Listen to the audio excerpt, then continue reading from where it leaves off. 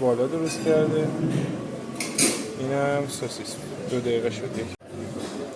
اینم که تخم مرغ جوشیده.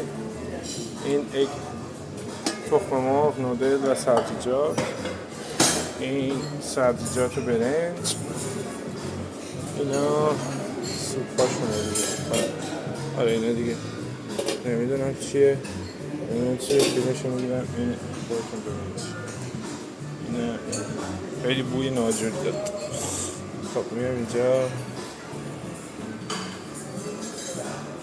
میسو، سوپ میسو ایر بالی بردیم. اینه میز وسط اینجا هم که آب میوه و پنیر و نون پنیر و کالباس و